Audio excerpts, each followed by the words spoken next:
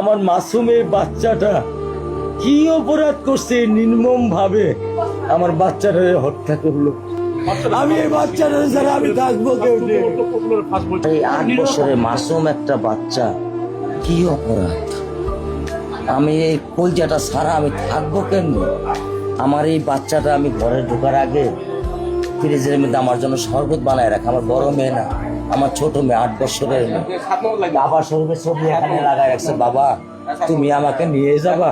আমি আল্লাহ, বাবা তুমি আল্লাহর কাছে যাও, আমার তো নেওয়ার দিয়ে যাওয়ার ক্ষমতা নাই। আমার মেয়ে আল্লাহর কাছে চলে গেছে, আমার মেয়ে আল্লাহর কাছে চলে গেছে। কি আমার ক্ষতি, কি আমার অন্যায়, কি আমার দোষ, আমি একটু জানতে চাই আপনাদের কাছে। আমার যদি কোনো দোষ থাকে, আমার কোনো যদি অন্যায় থাকে, প্রকাশ্যে আপনারা আমার ফাঁসি দিয়ে দেন। আমার পক্ষে সম্ভব না, দিনে ও 50 থেকে 100টা কল দেয় আমারে। বাবা তুমি কখন আসবা, বাবা তুমি কখন আসবা, বাবা তুমি কখন আসবা। 8টা বছর আমি আমার বুকের এই ঘরে ঘুম পাড়াইছি।